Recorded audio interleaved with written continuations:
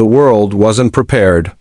The cameras were rolling, the global feeds were live, and millions of people were going about their Tuesday morning routines. No one could have predicted that history was about to fracture in real time. What began as an ambiguous interruption to national broadcasting turned into a spectacle of shock and disbelief that will be analyzed for decades. It was supposed to be a standard day for the royal family.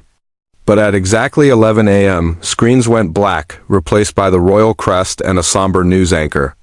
When the feed cut to the Great Hall, viewers didn't see King Charles. They didn't see a shared address. They saw Prince William, draped in the full, heavy regalia of the sovereign, stepping forward with a calmness that felt both regal and revolutionary, and there, in the middle of the ornate chaos, was the image that stopped the hearts of royal watchers everywhere. Queen Camilla. Her face had turned a ghostly, bloodless white, a reaction so visceral it sent ripples of panic across the globe. Her hands were gripping the armrests of her chair so tightly that her knuckles were visible from the balcony cameras. This wasn't just a ceremony. This was an ambush. But what really happened in those chilling live moments? Why was the king missing? And why did Camilla look like she was witnessing the end of her life? Before we go deeper into the secrets that led to this moment, make sure to subscribe and hit the bell. You are not going to want to miss a single update on this developing story. To understand the magnitude of this event, you have to understand the protocol. The British monarchy is a machine of perfection. Every step, every wave, every breath is calculated, rehearsed, and sanctioned by the palace. Yet on this day, the script was shattered. There had been no public announcement. No prelude. No ominous press release from Buckingham Palace regarding the king's health. Just William. Inside the chamber, the atmosphere was suffocating. Silence reigned, heavier than the gold on the walls. Camilla sat in the front row, flanked by dignitaries and senior members of the firm. Usually the picture of stoic discipline, today she was unraveling. As the Archbishop of Canterbury raised his voice to declare the ascension of a new monarch, bypassing the traditional mourning period usually associated with a succession, the entire room seemed to freeze and suspended. Disbelief. Camilla's reaction was immortalized in a single frame. A high-definition zoom lens caught the precise second the reality hit her. Her eyes were wide, unblinking. Her mouth parted slightly, unable to form words, suspended in a mixture of disbelief and fury. The color had drained entirely from her face.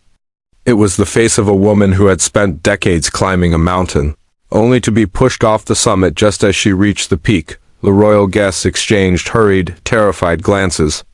Catherine, the Princess of Wales now, suddenly, something more stood just behind her husband. She nodded quietly to the Archbishop, her face steel, but with noticeable tension tight around her eyes. She knew, she had known all along. Within minutes, social media was in chaos. #King William was trending globally. Rumors swirled that Charles had abdicated in secret due to a rapid health decline. Others whispered of a palace coup. But the truth was far more complex. This was an unannounced changing of the guard, executed live, with Camilla front and center as the unaware victim. To uncover the truth, we must rewind the clock. This wasn't a spontaneous decision. It was a carefully maneuvered operation cloaked in absolute secrecy. Months ago, whispers of King Charles's declining health began to circulate among the highest-ranking courtiers. The palace issued standard denials, but the king's schedule grew lighter. His speeches became shorter. Behind the gilded gates, Charles was battling a physical strain that was rapidly outpacing his medical team's ability to manage it. But worse than the illness was his fear. He feared the monarchy could not endure the friction of the current era under his weakening hand. It was on a freezing winter night at Sandringham that the history of the monarchy was secretly rewritten. William was summoned. The cover story was a routine review of estate management. But once inside the king's private study, a room stripped of pretenses, Charles revealed the catastrophic extent of his condition. He admitted to William that he didn't have the strength to fight the battles waging behind the scenes. He spoke of a fractured institution and the threat of internal collapse. He didn't ask for sympathy. He asked for a successor. Insider reports leaked to select journalists suggest that a partnership was formed that night. A regency pact of sorts, but one that bypassed the usual slow transition. Charles and William agreed that the transfer of power had to be immediate, shocking, and absolute to prevent political infighting. But the most volatile element of this meeting was who was absent. Camilla. She was deliberately, strategically excluded. Charles, in a rare moment of heartbreaking vulnerability, confided to a close aide that he no longer fully trusted her judgment. He feared her ambitions had begun to eclipse the needs of the crown. Insider notes reveal Charles's terrifying admission: if she knows, she will stop it. So the pact was sealed in silence. No press, no parliament. Just a fading king and a reluctant heir, bound by the knowledge that to save the crown, they had to break the queen consort's heart. 650, Chapter 3, The Queen of Chaos ***, while William prepared for the burden of the crown. Queen Camilla had been orchestrating her own consolidation of power. For years, she had maneuvered through the ranks, reshaping public opinion from the other woman to the respectable queen, but for Camilla, acceptance was never enough. She wanted control. Sources from within the royal household described the formation of the Camilla court. This was an inner circle of handpicked aides, PR specialists, and loyalists who operated like a shadow cabinet. They managed her image, blocked access to the king, and pushed for her increased visibility in state affairs. However, as William's public presence grew stronger, Camilla's paranoia deepened. She allegedly worked with media contacts to craft subtle narratives painting William as reluctant, lazy, or traumatized. These stories were never traced back to her directly, but the fingerprints were unmistakable. Tensions with Catherine reached a boiling point. Courtiers began referring to two distinct factions, the House of William and the Court of Camilla. Camilla reportedly questioned Catherine's work ethic and scrutinized her availability. She saw the younger woman's popularity not as an asset, but as a threat to her own hard-won relevance. As the atmosphere in the palace shifted in the weeks leading up to the shock ceremony, Camilla sensed a disturbance. She made frantic late-night calls to senior royals, pleading for clarity on the succession plans. She was met with a wall of silence. The final blow came just hours before the ceremony. A desperate Camilla attempted to confront Charles. Eyewitnesses described the exchange as quiet but devastating. Charles, weary and gaunt, refused to delay the inevitable.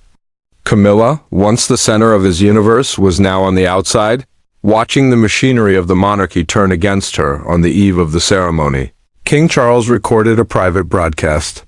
This was never meant for the public eye, yet its contents have rippled through the royal establishment. Sitting alone in a dimly lit study, Charles spoke not as a king, but as a man facing the end.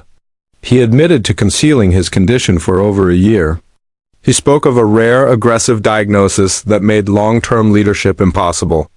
But then, he moved to the topic of guilt. He confessed to the guilt that had festered since the days of Diana, guilt for how the institution handled the fallout, and most shockingly, guilt for allowing Camilla to rise unchecked. "I let the past dictate the present," he whispered to the camera, "and in doing so, I risked the future." He then addressed William directly, praising his son's quiet strength. And with unshakable calm, he delivered the line that effectively abdicated his power: the crown must now go where it truly belongs. There was no mention of Camilla. No thank you. No tribute. The omission was louder than any scream.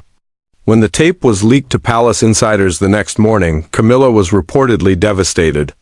Her power was rooted in her proximity to Charles. With one confession, he had cut the cord. Back in the Great Hall, the ceremony reached its crescendo. William stood before the crown. He did not tremble. He did not falter. He recited the ancient oath with a voice that carried the weight of history. But the drama was in the front row. As William accepted the symbolic weight of the monarchy, the crowd broke into respectful applause. But amidst the clapping, a sudden movement drew the gaze of the cameras. Camilla had begun to rise. Was it a protest? Was she leaving? Or was it panic? She braced herself against the velvet armrest, her legs wobbling visibly. Her face, already white, seemed to lose all definition.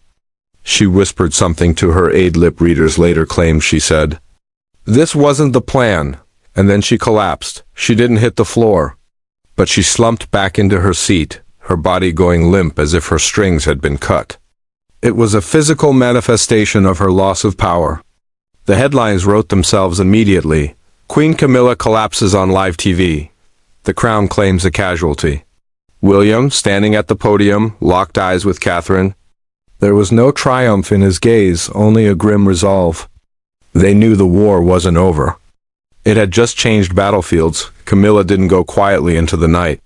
Within 48 hours of the ceremony, the War of the Windsors entered a new, vicious phase. Camilla reportedly summoned her legal counsel. She demanded clarification on her titles, her access to royal properties, and her financial stipend. According to insiders, she threatened to release a cache of private correspondence letters from Charles, sensitive emails from aides, and secrets that could humiliate the firm. She called it leverage. The palace called it blackmail. Leaks began surfacing that Camilla was reaching out to disaffected staff and minor royals, trying to build a block of dissent. She wanted to fracture the image of unity William was trying to project, but William struck back with policy, not petty leaks. In his first address as king, delivered from the same hall where his mother once stood, he announced a new era. He spoke of transparency, mental health, and family healing. He announced a structural reshuffling of royal roles. He read a list of senior royals who would carry the monarchy forward. Camilla's name was not on the list. Then he dropped the hammer. He referred to Catherine not just as queen consort, but as the queen of the people, a direct homage to Diana's famous desire to be a queen of hearts. It was a symbolic coronation that erased decades of Camilla's PR work in a single sentence. He ended with a line that will go down in history. This crown is not inherited. It is entrusted. Just when the dust seemed to settle, a final twist emerged from the depths of the king's archives. A sealed envelope, hidden in Charles's personal vault, was discovered by archivists. It was a handwritten codicil to his will, dated just 1 month prior. In it, Charles wrote directly to William and Harry. He apologized for the burdens of their birth. But buried in the final paragraph was a directive that stunned the legal team. Charles designated that the entirety of Diana's private jewelry collection, pieces that were technically in his possession to distribute, were to pass exclusively to Catherine. This was a massive blow to Camilla, who had been seen wearing some of Diana's converted pieces in the past, a move that always angered the public. This will ensure that Diana's legacy would skip the woman who replaced her, and go directly to the woman who honored her. But the letter contained one final, devastating sentence regarding his reign. I was guided by voices not entirely my own. Let love, not legacy, determine your path. The implication was clear to everyone who read it. Charles felt manipulated during his time with Camilla. This was his final act of liberation. So, with one crown passed, one truth revealed, and one queen left standing in the silence of her defeat, the monarchy has been reborn. But it is a rebirth born of trauma. William sits on the throne. But the cost was the destruction of his father's marriage and the public humiliation of his stepmother. The Camilla court has been dismantled. But the secrets they hold may yet spill out. We are witnessing the dawn of the William era monarchy that is ruthless in its protection of its future, even if it means destroying its past. What do you think? Was this a necessary coup to save the monarchy or a cruel betrayal of Camilla?